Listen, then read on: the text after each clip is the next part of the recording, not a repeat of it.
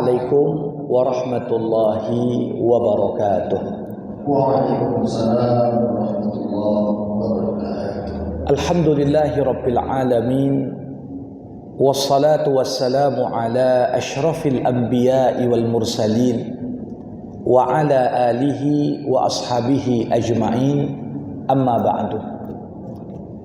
Marilah kita semua tak henti-hentinya memanjatkan rasa syukur kita kepada Allah. Hingga Ramadan hari ke-8 ini Allah masih limpahkan nikmat iman, nikmat Islam dan nikmat hidayah. Dengan hidayah inilah kita mampu berpuasa di siang hari ketika bersiam, di malam hari kita berqiyam. Mudah-mudahan insya-Allah Allah akan terus bukakan pintu keberkahan bagi kita semua. Salawat berangkaikan salam kita hadiahkan kepada Nabi Muhammad sallallahu alaihi wasallam. Allahumma salli wa sallim wa barik alaihi. Beliaulah kekasih Allah, teladan bagi kita. InsyaAllah kita memperoleh syafaat di yaumil akhir kelak. Amin ya rabbal alamin. Jamaah rahimakumullah, kita hari ini memulai kajian yang terdiri dari 2 pertemuan bersama saya, diberi judul Tuntunan Qur'ani dalam Membentuk Keluarga Bahagia. Pastinya tidak ada manusia kecuali berharap di antara kenikmatan dunia yang kita peroleh adalah nikmat dalam bentuk kebahagiaan dalam rumah tangga kita. Kalau Nabi Muhammad sallallahu alaihi wasallam yang disibukkan dengan begitu banyak urusan, bukan hanya dia pikirkan pribadinya, bukan hanya dia pikirkan anak dan istrinya, tapi yang dia pikirkan adalah umat manusia. Tapi begitu Nabi pulang sampai ke rumah, slogannya baiti jannati, rumahku syurgaku. Seakan-akan beban seberat gunung Uhud yang dipikul Rasul, begitu pulang sampai ke rumah disambut oleh keluarga, oleh istri tercinta, oleh anak-anak yang dikasihi. Seakan-akan beban seberat gunung Uhud tadi semuanya hilang. Begitulah luar biasanya kebahagiaan dalam berumah tangga sangat menentukan kualitas kehidupan kita semua. Jamaah rahimakumullah. Ketika Nabi Muhammad sallallahu alaihi wasallam ditanya, "Nabi, apa yang kau cintai dari dunia?" Kalau ada manusia yang porsi cinta dunianya paling sedikit dalam hatinya, ya pasti dia Nabi. Ya, gak mungkin hati Nabi diisi dengan kecintaan dunia. Semuanya pasti untuk akhirat. Tapi walaupun demikian, ada 3 hal disebutkan dalam hadis sahih yang dicintai Nabi dari dunia. Hubbiba ilayya minad dunya thalath. Menjadikanku cinta dunia itu 3 hal. Pertama apa? As-salah. Karena di dunia ini ada disyariatkan sholat. Kalau nanti udah mati tak ada lagi sholat. Selama masih hidup di dunia masih ada kewajiban sholat. Yang kedua, at-tib, wangi-wangian. Rasulullah tuh sangat suka memakai wangian. Tapi yang ketiga, inilah pintu masuk untuk pembahasan kita. Nabi berkata, wal mar'atus salihah. Yang membuat aku cinta dunia, ada dunia teringat dalam hatiku, karena Allah Subhanahu wa taala memberikan untukku pasangan hidup yang salehah. Jadi salat, wewangian, dan adanya pasangan hidup yang tentunya dikatakan Nabi, apa ciri wanita yang salehah? Kalau kau lihat dia, ya kau senang melihatnya. Ketika engkau memerintahkannya dia patuh kepadamu. Ketika ada rahasiamu, dia jaga rahasiamu. Ya. Bahkan yang lebih penting dari itu, ketika kau tak ada di sisinya, dia pun mampu menjaga kehormatan dirinya. Nah, jadi ini menggambarkan kepada kita betapa kedudukan keluarga bahagia itu menjadi satu hal yang sangat penting sekali. Nah, membicarakan tentang keluarga bahagia ini memang gak pernah khatam, Bapak Ibu. Kenapa? Setiap zaman, setiap waktu, setiap tempat, tantangan yang dihadapi keluarga muslim yang ingin mencapai kebahagiaan itu pasti akan terus dihadapkan dengan masalah-masalah yang beragam. Gak pernah ada namanya rumah tangga orang tua kita dengan rumah tangga kita, dengan rumah tangga anak kita nanti. Mungkin ada problem, tapi problemnya gak pernah sama. Ya, maka dari itu, disinilah pentingnya membahas bagaimana mencapai keluarga bahagia itu semakin penting lagi ketika kita melihat angka-angka yang cukup mencemaskan. Apa itu? Ketika kita lihat data di pengadilan agama, angka cerai, angka gugat cerai, ya, ini justru dalam 10 tahun terakhir grafiknya terus meningkat. Bahkan kadangkala yang lebih miris adalah di saat angka pernikahan berakhir dengan perceraian terus bertambah. Justru kesiapan generasi muda untuk membina rumah tangga ini cenderung makin lambat. Apalagi kalau kita lihat dewasa ini di beberapa wilayah di Indonesia, ya, kalau mau menikah maka maharnya emas sekian gitu ya. Kita lihat harga emas 1 gram pun sudah ya 2,5 juta, 2,3 sekarang ya. Jadi ini juga menjadi kendala demi kendala.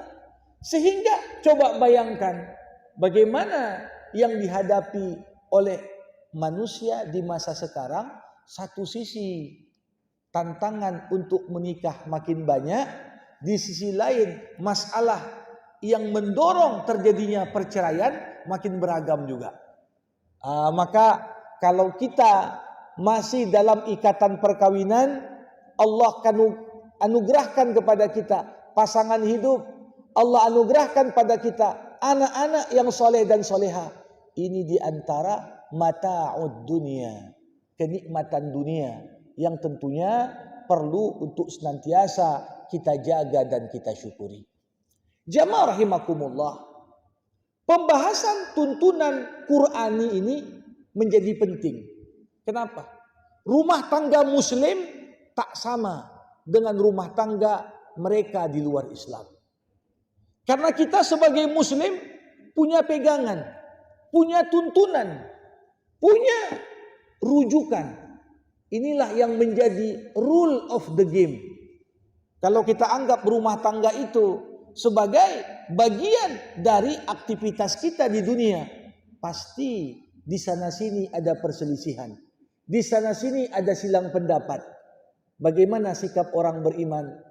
Wa in tanaza'tum fi syai'in farudduhu ilallahi wa rasulih in kuntum tu'minuna billahi wa rasulih. Apabila kalian berselisih, kata Allah, kembalikan urusan itu kepada Allah dan Rasulnya. Mengembalikan urusan kepada Allah maksudnya apa? Kembalilah pada ayat Al-Quran. Mengembalikan masalah kepada Rasulullah maksudnya apa? Carilah tuntunannya dari hadis Nabi. Maka penting di 2 pertemuan kita akan coba bagaimana langkah-langkah praktis yang ada ayatnya, yang ada hadisnya. Berangkat langsung dari bagaimana tuntunan wahyu untuk kita amalkan, sehingga mudah-mudahan salah satu fungsi Ramadan yang paling utama, Ramadan adalah bulan keluarga. Ya. Bukan hanya Ramadan ini bulan Al-Quran, bukan hanya Ramadan bulan puasa, tapi Ramadan bulan keluarga. Kenapa? Karena diharapkan dengan segala amaliyah yang disyariatkan untuk kita kerjakan di bulan Ramadan, kehangatan dan interaksi antar sesama anggota keluarga dapat kita tingkatkan lebih baik lagi. Cobalah kita lihat, kadang-kadang di luar Ramadan yang sempat makan sama, kadang-kadang cuma makan pagi, itu pun belum tentu. Makan siang udah masing-masing, makan malam juga belum tentu sama. Tapi lihat kehangatan Ramadan. Apalagi ketika satu keluarga menyiapkan program khusus di bulan Ramadan. Ada iktikaf bareng, ada tadarus bareng, ada buka puasa bareng. Yang pada akhirnya kita harapkan lewat kegiatan yang diprogramkan tadi makin hangat hubungan antar sesama anggota keluarga. Mungkin kita bertanya, kok sampai 2 bab ini Ustadz? Saya akan coba fokus pada bab pertama berkaitan dengan apa-apa saja yang diperintahkan dan dianjurkan dalam Al-Quran dan hadis untuk kita kerjakan. Sedangkan pada bab kedua, insya Allah pada pertemuan berikutnya sebelum Ramadan berakhir, kita fokus nanti kepada apa-apa saja yang dilarang. Karena isi Quran itu cuma 2, kerjakan atau jangan kerjakan. Jadi tuntunan Quran itu pun 2. Kalau mau bahagia, kerjakan A, B, C, D. Kalau mau bahagia, jangan kerjakan A, B, C, D.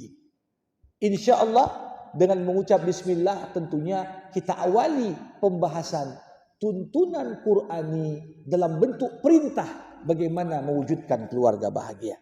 Jamaah rahimakumullah.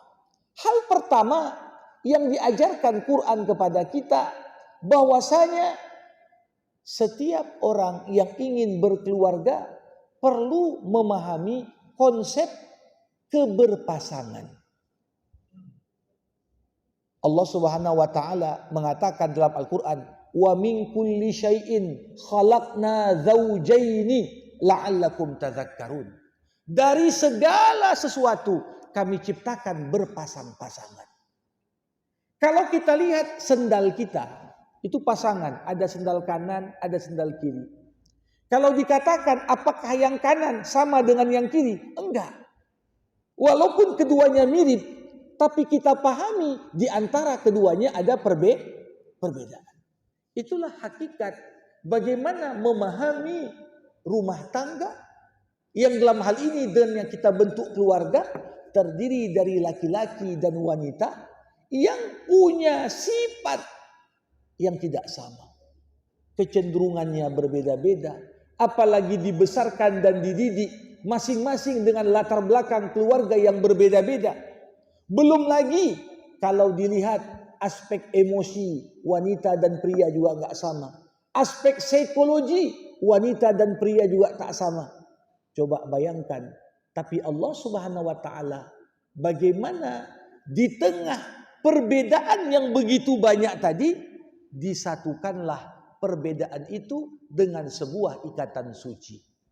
Maka tidak mengherankan jamaah rahimakumullah, ayat ke-21 dari surah Ar-Rum yang biasa dibaca saat dilaksanakan akad nikah. Ini menggambarkan satu hal yang penting sekali. Wa min ayatihi an khalaqalakum min anfusikum azwaja litaskunu ilaiha wa ja'ala bainakum mawaddatan wa rahmah. Inna fi dzalika laayatin liqaumin yatafakkarun. Di antara tanda-tanda kebesaran Allah, Allah katakan diciptakan untukmu pasangan bagimu. Kalau disebut pasangan, walaupun wanita itu Hawa pertama kali diciptakan dari tulang rusuk Adam sebelah kiri. Walaupun demikian, tetap saja Hawa itu punya sifat yang berbeda dengan sifat Adam alaihissalam, apalagi kita. Maka dari itu, disinilah justru karena adanya perbedaan, litaskunu ilaiha. Kau akan merasa tenang ketika engkau dekat dengan pasanganmu. Kok bisa tenang? Karena jamaah rahimakumullah, selalu pasangan itu bukan fokus pada kekurangan pasangannya, tapi dia fokus kepada apa yang dapat diberikan pasangannya untuk dapat menyempurnakan kekurangan yang ada pada dirinya. Coba kita beli sendal tadi, sama-sama sebelah kiri. Kira-kira nyaman nggak kalau sendal kiri dipakai di kanan? Tak nyaman. Walaupun berbeda, tapi baru dikatakan berpasangan ketika pasangan itu tahu kekurangan kita, lantas bukan kekurangan itu untuk digembar-gemborkan. Justru kekurangan itulah digunakan untuk disempurnakan. Ya, sampai kapanpun laki-laki yang nggak akan pernah sama dengan perempuan. Walaisa dzakaru kal unsa. Ketika ibunda Maryam, istri Imran, hamil, dia berharap anaknya laki-laki, supaya anaknya itu nanti dapat menjaga Masjid Al-Aqsa. Tapi betapa terkejutnya sang ibu ketika lahir anaknya ternyata perempuan. Maknya mengatakan, walaisa dzakaru kal unsa. Laki-laki nggak sama dengan perempuan. Kayak mana pula perempuan jaga masjid? Itu di benak maknya. Tetapi di sini jamaah rahimakumullah, walaupun terkadang kita mengharapkan sesuatu, sering sekali apa yang Allah berikan kepada kita melebihi apa yang kita harapkan. Melebihi apa yang kita harapkan. Maka sering saya katakan, jamaah rahimakumullah, ketika seorang itu akan menikah, dia harus sadar pasangannya itu sebenarnya bukan pilihan dia. Loh, kok bukan pilihan dia, Ustaz? Iya. Karena kalau manusia mengatakan si fulan itu pilihanku, sering sekali manusia nyesal dan merasa salah setelah memilih. Nanti baru seminggu, nyesal kali ku pilih kenapa ku pilih si fulan? Tetapi harus kita yakini yang bersanding bersama kita itu pilihan Allah untuk kita.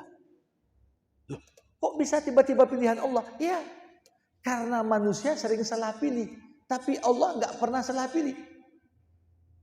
Kalau kita yakini pasanganku itu pilihan Allah untukku, maka kalau kita temukan, tapi Ustaz banyak kali kurangnya, banyak kali nggak cocok kami.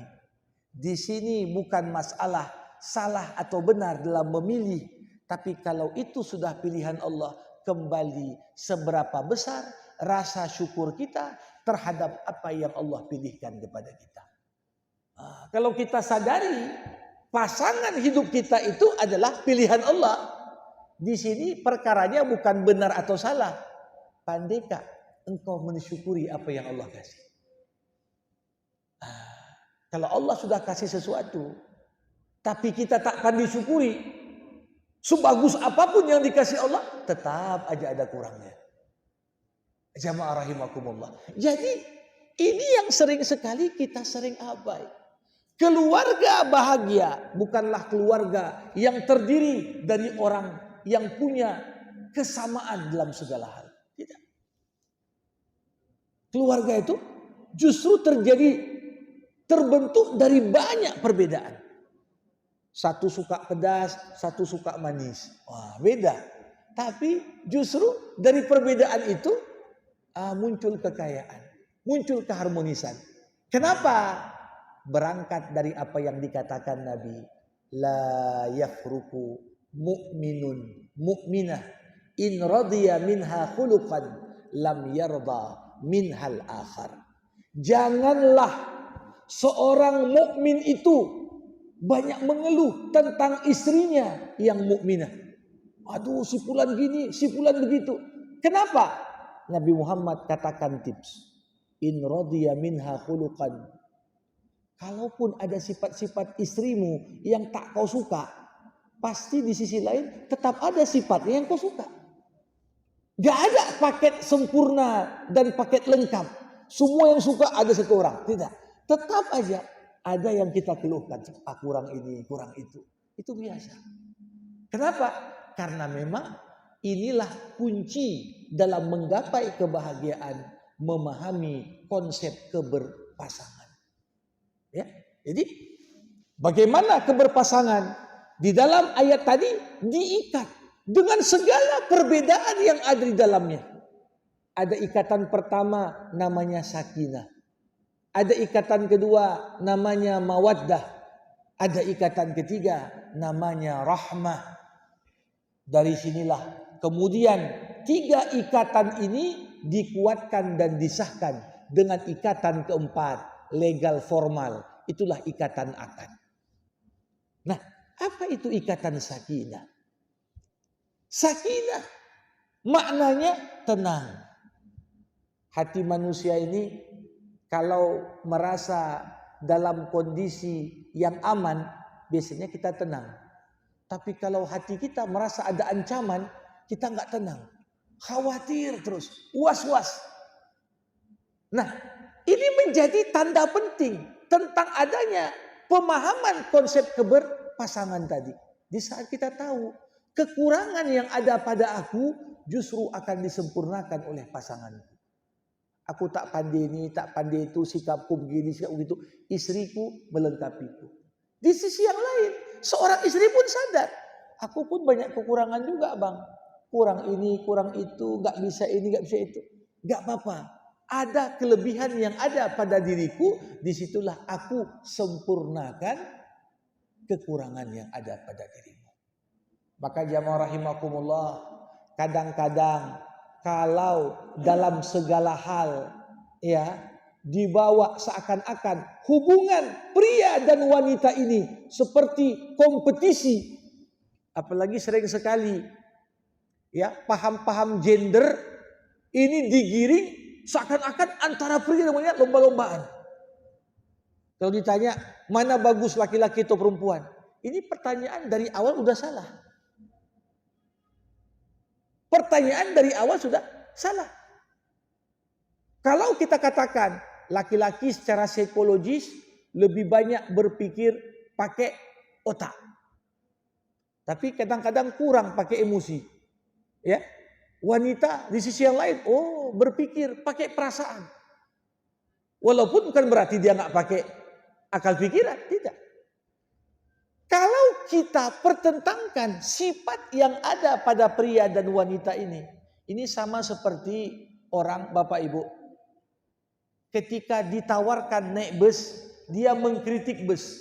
Dia bilang, bus ini tak bagus. Kenapa tak bagus? Karena bus ini terlalu banyak kursi penumpang, sedikit space untuk barang. Di sisi yang lain, ketika disuruh naik truk, dia kritik lagi truk itu. Saya tak suka truk. Truk ini terlalu banyak space barang, sedikit kursi penumpang. Kita sampaikan, memang bus itu dibuat dan didesain untuk angkut orang. Sedangkan truk didesain untuk ngangkut barang. Begitu juga laki-laki dan wanita masing-masing diciptakan Allah untuk peran dalam kehidupan. Sampai kapanpun laki-laki takkan bisa menggantikan posisi wanita. Walaupun sudah ada operasi transgender, ya, nggak bisa. Begitu juga sekuat apapun seorang wanita sebagai single parent, takkan bisa dia gantikan posisi seorang pria. Disinilah penting memahami konsep keberpasangan. Yang kedua, jamaah rahimakumullah, penting untuk kita pahami dalam tuntunan Al-Quran mencapai kebahagiaan, ada ungkapan begini, apa yang akan Allah berikan kepadamu itu sesuai dengan bagaimana nilai dirimu. Gimana pasangan kita yang akan Allah berikan untuk kita, itu sangat berbanding lurus nilai kita sendiri. Makanya ada ayat Al-Quran di surah An-Nur. Apa kata Allah? Di sela-sela ayat yang bercerita tentang hukuman bagi orang yang berzina, Allah mengatakan, Az-zani la yankihu illa zaniyah. Laki-laki penzina takkan nikah kecuali dengan perempuan yang suka berzina juga. Nah, tapi kalau kita tanya, sejahat-jahatnya laki yang suka berzina, mau kau menikah dengan perempuan berzina? Gak mau, aku mau wanita soleha. Tetapi realitanya Allah Subhanahu wa taala Maha Adil, jamaah rahimakumullah. Artinya apa? Kalau kita berharap istri kita soleha, menjaga kehormatannya, menjaga rahasia keluarga, maka itu semua harus diawali dari sikap kita masing-masing. Kita yang jaga diri, maka insya Allah pasangan kita pun seperti itu. Maka dilanjutkan lagi, ada ayat Al-Quran yang lebih tegas lagi mengatakan, Al-khabithatu lil-khabithin wal-khabithun lit-khabithat wat-tayyibat lit-tayyibin wat-tayyibun lit-tayyibat. Apa artinya? Wanita yang gak baik itu jodohnya laki-laki yang gak baik.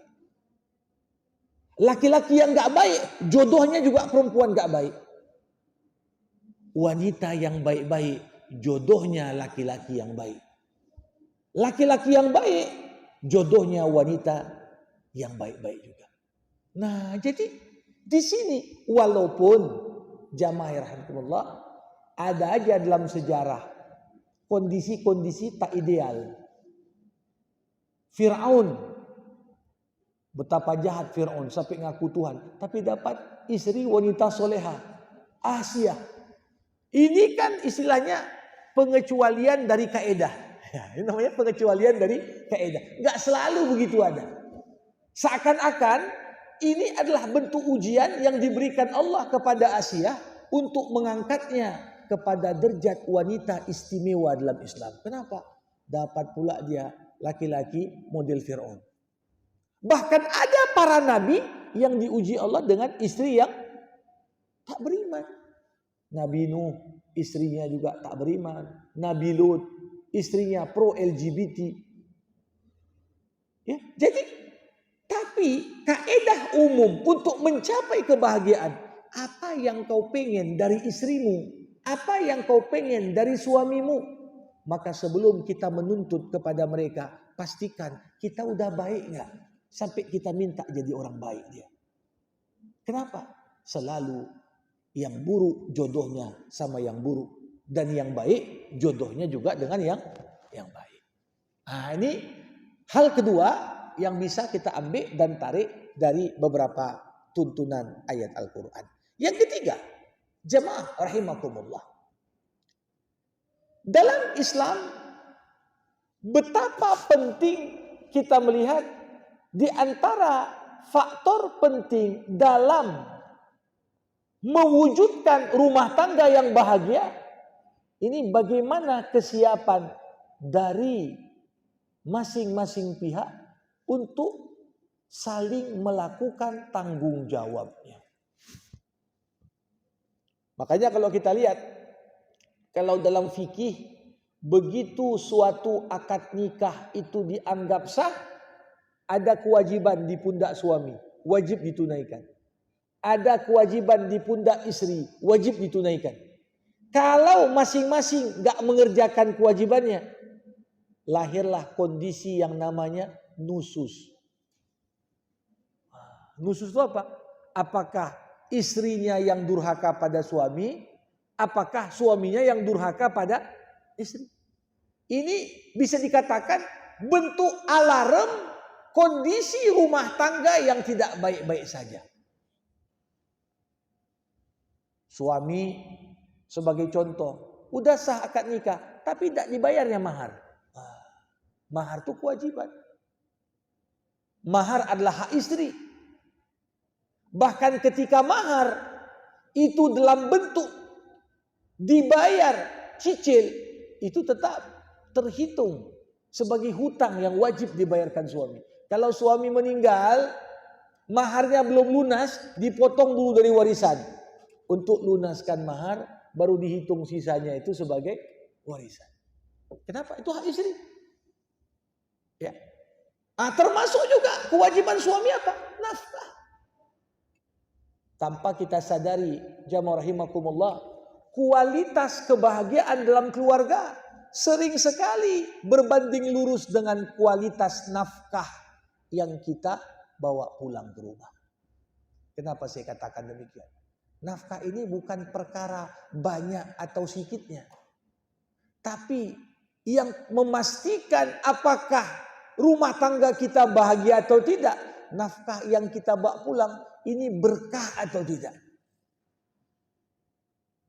Coba bayangkan Bapak Ibu, kullu lahmin nabata min haram fannaru aula bihi. Ini kata Nabi. Setiap daging dalam tubuh manusia tumbuh dari sumber harta yang haram, maka nerakalah tempat yang paling utama untuknya.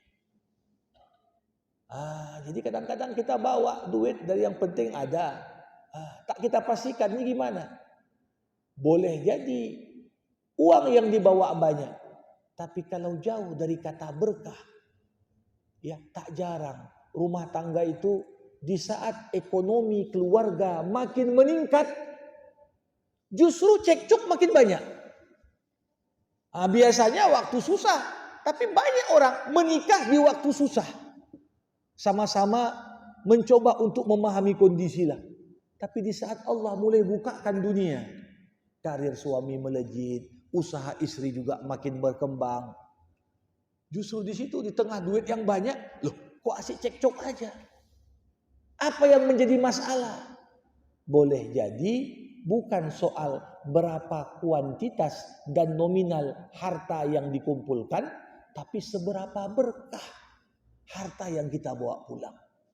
Maka buku-buku sirah menceritakan bagaimana dulu istri para sahabat Nabi ketika mereka melepas sang suami untuk berangkat keluar negara untuk bisnis internasional.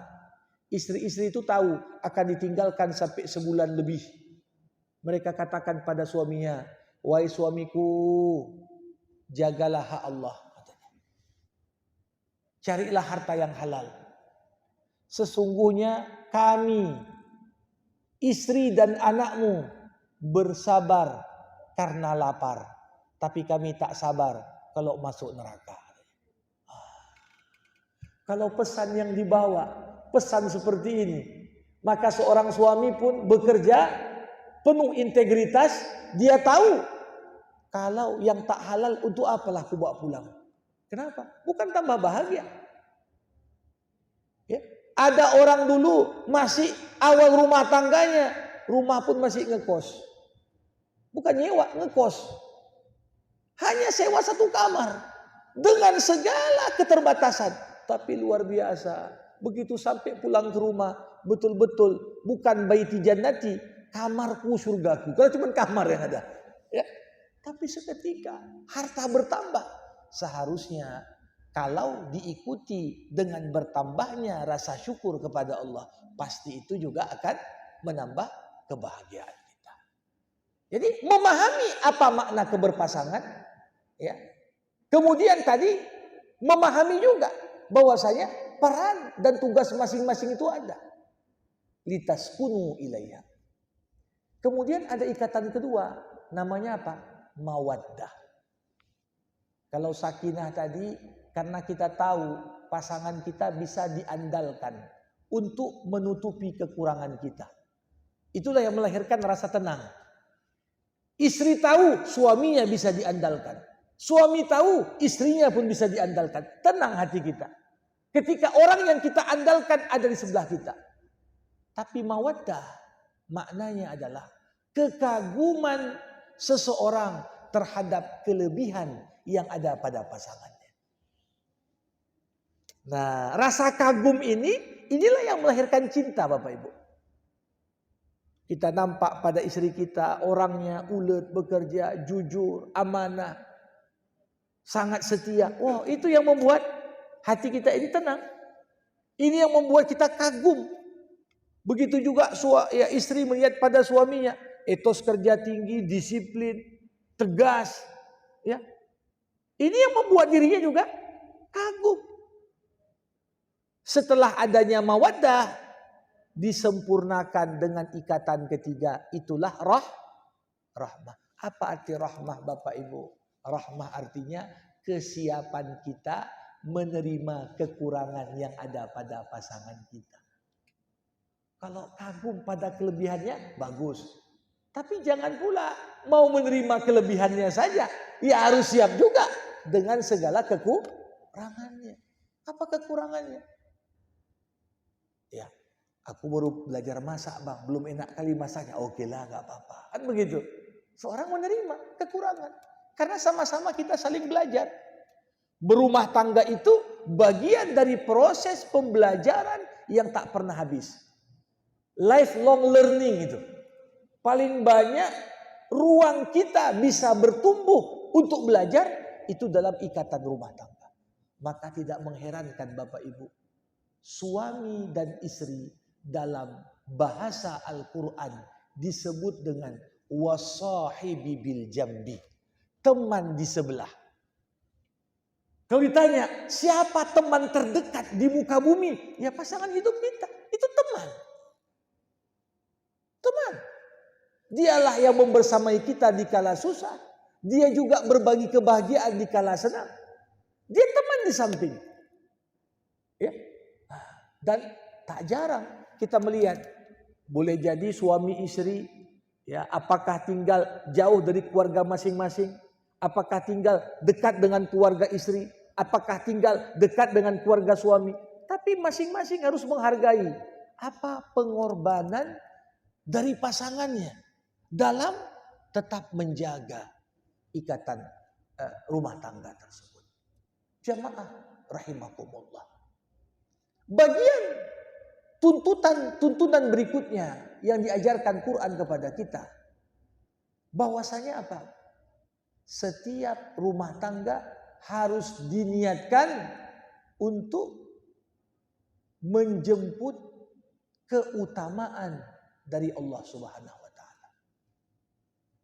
Makanya beda manusia dengan binatang itu di mana Bapak Ibu? Kalau dikatakan manusia melakukan hubungan biologis, binatang pun juga. Binatang pun berkembang biak untuk mempertahankan jenis. Manusia pun menikah untuk mempertahankan jenis. Tapi perbedaannya apa? Perbedaannya pada fungsi. Lihat bagaimana Allah bercerita tentang pentingnya memiliki keturunan. Dikatakan di tengah-tengah ayat yang berbicara tentang ibadah puasa. Uhillat lakum lailatas siyami arrafasu ila nisaikum. Walaupun bulan puasa gak boleh hubungan badan sama istri di siang hari, tapi Allah katakan malam hari boleh. Hunna libasul lakum, istrimu pakaian bagimu, wa antum libasul lahun, kau pun pakaian bagi istrimu. Ini ayat yang paling indah yang menggambarkan bagaimana hubungan suami dan istri. Suami dan istri itu laksana seseorang dengan pakaian. Bapak Ibu, kalau kita tanyalah apa fungsi pakaian dalam hidup? Pertama, pakaian itu berfungsi mendinginkan ketika panas atau menghangatkan ketika dingin. Itulah fungsi pasangan. Jangan suami pulang kerja capek, marah-marah, istri pun tambah marah-marah. Ribut. Gimana bisa dihangatkan? Yang dingin, yang hangat, ya, yang kedinginan dihangatkan, yang kepanasan didinginkan. Selain itu apa? Fungsi pakaian nutup kekurangan, aurat. Jangan kekurangan diceritakan kemana-mana. Sekarang banyak pula model podcast. Orang baru cerai, buka-bukaan tentang kekurangan mantan pasangannya. Itu sangat buruk sekali. Ya.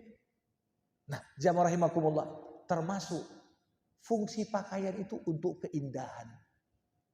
Orang pakai baju jadi indah.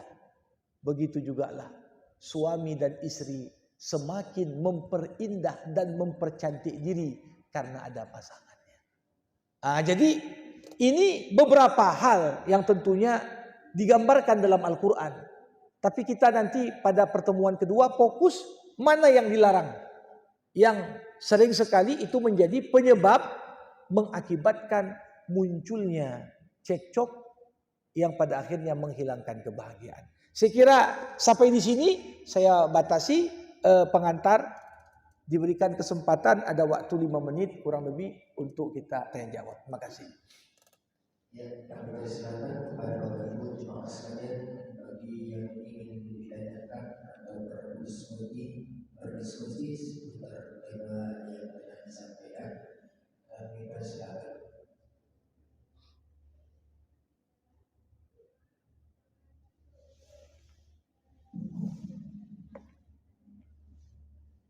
Nampak ada khatam ini ya. Ya. Baik. Silakan. Ya.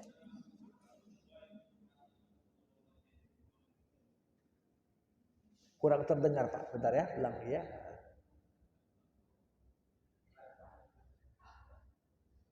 Ya, silakan. Waalaikumsalam warahmatullahi wabarakatuh. Saat ini gimana kira-kira metode kembali untuk gadget kita dalam anak kita mengelola untuk anak kita memakai gadget. Ya. Satu Ustaz. Baik. Yang kedua, gimana juga metode terbaik untuk anak kita nanti ke depan mencari pasangan. Ya. Baik. Para hadirin rahimakumullah. Pertama, di masa kini anak-anak tentunya untuk dilarang gadget sama sekali hampir dikatakan agak sulit dan hampir tak mungkin. Yang dapat kita lakukan pertama adalah membatasi penggunaan, termasuk boleh jadi dengan menerapkan jam, apalagi pada usia anak-anak yang masih dianggap terlalu awal. Ini kadang-kadang kan banyak orang tua memperkenalkan gadget sedini mungkin pada anaknya karena nggak mau ribet. Biar anaknya tenang, duduk anteng, udah kasih aja handphone. Sibuk sendiri dia. Tapi ini punya dampak yang besar. Itu akan menimbulkan ketagihan. Nah, bisa saja di awal dikasih izin tapi dibatasi. Pertama. Yang kedua, ya, baiknya hingga umur tertentu pun anak jangan diberikan langsung gadget milik dia pribadi. Ya, ini di beberapa negara yang bisa dikatakan rakyatnya itu lebih dewasa berpikir daripada negeri kita saja, ada aturan yang cukup tegas membatasi anak SD pun tak boleh ada gadget. Misalnya kita tengok di aturan di Australia, di beberapa negara di Eropa, ya dianggap 13 tahun ini barulah. Tapi di kita kadang-kadang TK pun tak kasih HP dan lain sebagainya. Nah, kalaupun ya artinya diperkenalkan tapi bukan milik dia pribadi, hanya dibatasi penggunaan. Nah, sekarang juga sudah ada namanya fitur pengawasan orang tua. Orang tua juga bisa memasang di gadget anak. Kira-kira yang ditonton anaknya apa? Karena kita juga perlu waspada. Tak jarang tontonan yang kita anggap itu untuk konsumsi anak-anak, ternyata di dalamnya ada kampanye untuk LGBT lah. Ada promosi untuk hal-hal yang menyimpang lah. Lewat konten yang sifatnya kartun. Kita anggap aman saja. Jadi perlu ada kewaspadaan. Tapi tentu saja itu semua harus dibangun di atas fondasi.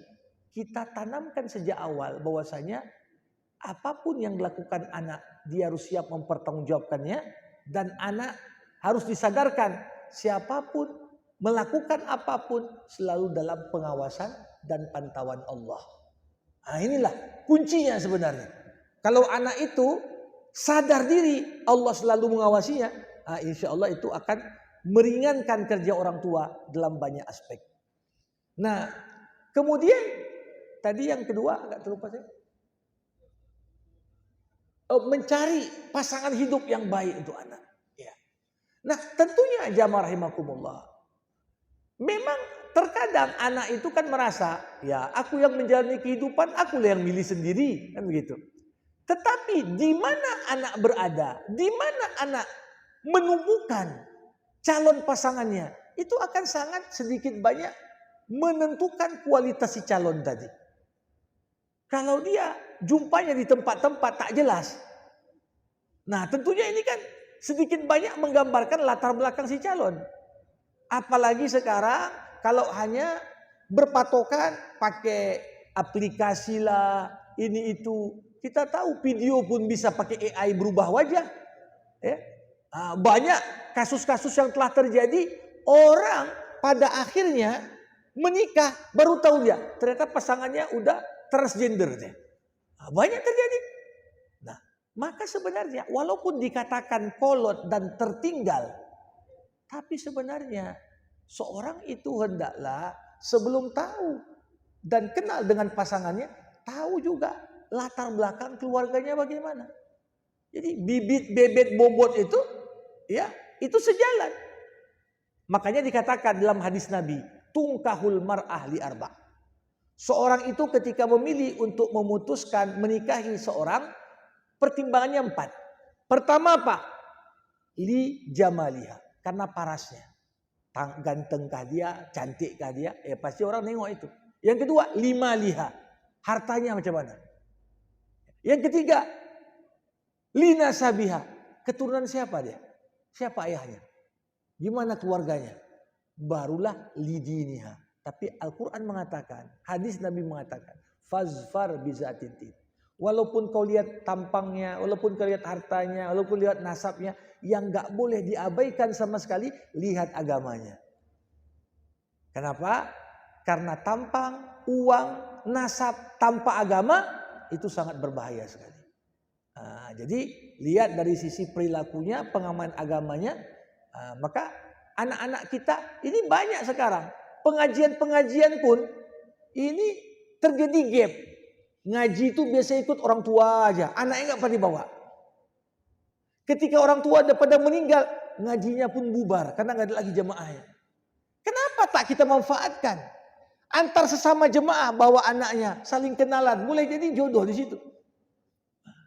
Ya, jelas tempat jumpanya pun di tempat liko atau tempat masjid atau tempat pengajian. Ya.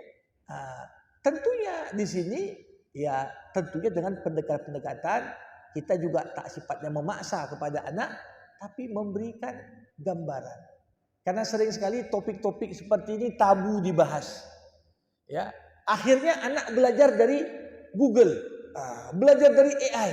Ya, belum tentu juga referensinya betul. Maka dari itu saya kira dalam tahapan tertentu ada peran orang tua untuk mengarahkan. Demikian. Baik, jamaah rahimakumullah. Baik, ya. Baik, silakan.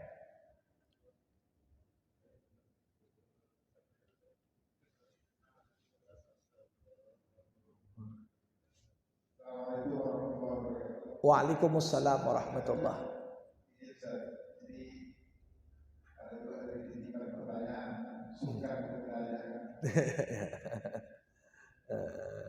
Jadi yang pertama, tadi kan Allah itu menciptakan manusia itu Adam itu dari tanah.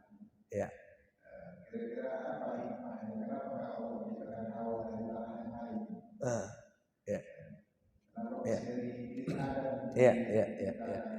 Baik. Kenapa Allah menciptakan dari tanah yang lain? Ya. Ini supaya dijelaskan juga sama kita. Kenapa begitu? Iya. Yang pertama, yang kedua, kita kan terkadang kan melihat ini apapun ceritanya, namanya cerai itu adalah atau talak itu adalah perkara yang halal. Iya. Kita juga mendengar kisah bagaimana Umar dengan istrinya. Karena Umar itu dari walaupun dia garang, sama istrinya tak budi. Ya. Jadi ini dengan kajian kita tadi, bagaimana kita mengelola kondisi ini. Artinya sampai sebatas mana. Dikaitkan juga dengan bersyukur dengan pemberian Allah tadi. Sampai seperti apa kita bersyukur. Iya.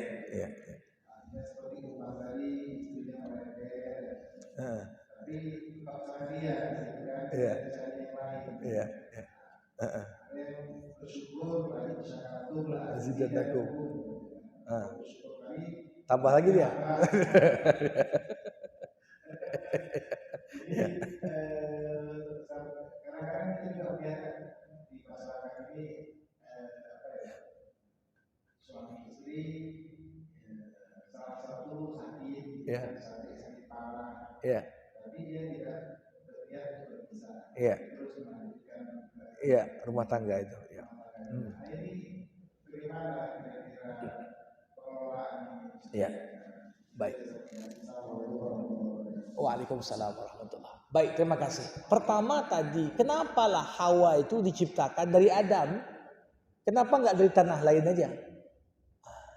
Ini kalau kita melihat di dalamnya terkandung hikmah besar. Seakan-akan Allah Subhanahu wa taala mengatakan, iya, dengan segala perbedaan yang ada, wanita itu pun darimu. Hawa itu juga bagian darimu, wahai Adam. Kalau sekiranya diciptakan dari tanah lain, kita kan gak ada hubungan gitu ya. Iya kan? Tapi ini bagian dari dia. Ya, ibarat dikatakan di sini paling berat itu kan melawan musuh yang ada pada diri kita sendiri. Kita puasa ini melawan musuh yang ada pada diri kita sendiri, hawa nafsu. Itu paling berat itu. Karena ya kita lawan diri kita sendiri.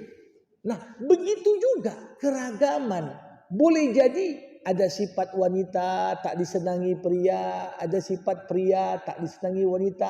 Kalau dilihat, ya ini juga bagian dari dia. Bagian dari dirinya. Yang pada dasarnya, disinilah setiap orang itu perlu untuk, makanya Nabi Muhammad mengatakan, wanita diciptakan dari tulang rusuk yang bengkok. Dan sifat tulang rusuk yang memang bengkok. Kalau kau coba untuk meluruskannya, patah. Maka dari itu, jagalah pasangan hidup kalian dengan baik, kata Nabi. Ya, bagaimana? Ya, berinteraksi dengan tulang rusuk. Memang tulang rusuk ini kan bentuknya bengkok. Karena tujuan dia menjaga jantung, paru-paru kan begitu. Nah, tapi wanita, pengertian bengkok di sini maksudnya apa? Ya enggak semua sifatnya itu sesuai pengenmu. Kalau kau paksa supaya dia nurut semuanya, lama-lama akan patah. Seperti patahnya tulang rusuk yang bengkok kalau dipaksakan menjadi lurus. Nah, jadi ada nilai tenggang rasa di situ. Nah, sama seperti Umar tadi juga. Ya, artinya satu sisi kok merepet aja ini. Tapi di sisi yang lain, kenapa? Di balik repetan istrinya itu, Umar justru memandang itu sebagai nikmat Allah. Syukur masih ada yang merepeti aku, katanya. Dan tak jarang, kadang-kadang makin sering kita direpeti, begitu tadi lagi pasangan agak sunyi juga rumah itu ada yang merepet lagi. Jadi ini kita kadang sesuatu yang kita hadapi setiap saat, justru saat kehilangan dirindukan. Nah, maka dari itu, jamaah rahimakumullah, disinilah kita bagaimana memaknai kesyukuran atas pasangan itu. Maka betul cerai itu adalah halal. Tapi cerai itu fungsinya seperti pintu darurat dalam pesawat. Atau tangga darurat yang ada di gedung. Setiap gedung tinggi, walaupun pakai lift, harus ada tangga daruratnya. Setiap pesawat harus ada jendela daruratnya. Tapi apa setiap penerbangan harus dipakai? Kan enggak. Kapan baru dipakai? Di saat kita menyadari kebersamaan suami dan istri justru semakin lama semakin membuat kita jauh dari Allah. Kalau orang sudah sampai pada posisi, wah, makin ku pertahankan tuh makin tak jelas agamaku nanti. Nah, inilah apakah istri yang merasa demikian? Apakah suami yang merasa demikian? Kalau kebersamaan itu justru makin menjauhkan keduanya dari Allah, nah, boleh jadi pintu darurat atau jendela darurat itu terpaksa harus dipakai. Nah, tapi selama masih dipertahankan, sakit pun dia. Kenapa? Salah satu kunci penting, ini akan kita bahas juga lebih lebar lagi, lebih dalam lagi di pertemuan yang akan datang. Ada firman Allah, wala tansawul fadla bainakum. Jangan kau lupakan keutamaan pasanganmu. Waktu dia masih kuat, menghasilkan duit banyak, oh diservis bagus. Begitu suami dah pensiun, sakit-sakitan, ditinggal pula. Ini namanya lupa akan jasa baik. Begitu juga waktu istri masih cantik, masih muda, begitu dia sudah melahirkan anak banyak, ya, udah berkurang kecantikannya. Begitu juga dia tak kuat sebelumnya, sudah ditinggalkan begitu saja. Tidak. Bahkan ketika berpisah pun Allah katakan, pisahlah baik-baik. Ausarrihuhunna bima'ruf. Bukan begitu cerai, dibongkar list kekurangan suami, dibongkar list kekurangan istri. Ceritanya bukan di pengadilan, ceritanya di media sosial, diundang reporter, hadir untuk ikut podcast, diceritakan semua keburukan. Na'udzubillah. Ini sesuatu yang sangat buruk sekali. Demikian sekira tanggapan saya. Baik, alhamdulillahirabbil alamin, hamdan yuwafi ni'amah wa yukafi'u mazidah. Ya Rabbana lakal hamdu kama yanbaghi li jalali wajhikal karim wa li adhimi sultanik. Allahumma salli ala sayyidina Muhammad wa ashghilid dhalimin bid dhalimin wa akhrijna min bainihim salimin. Allahumma rabbana taqabbal minna salatana wa siyamana wa qiyamana wa sa'ira amalina wa la tu'adzibna yawmal qiyamah innaka la tukhliful mi'ad. Allahumma a'inna ala dzikrik wa syukrik wa husni ibadatik. Allahumma ati nufusana taqwaha wa zakkiha anta khairu man zakkaha anta waliyuha wa maulaha. Rabbana atina fid dunya hasanah wa fil akhirati hasanah wa qina adzaban nar wa sallallahu ala sayyidina Muhammad wa ala alihi wa sahbihi ajmain walhamdulillahi rabbil alamin. Terima kasih. Assalamualaikum warahmatullahi wabarakatuh. Waalaikumsalam warahmatullahi wabarakatuh. Saya mengucapkan terima kasih.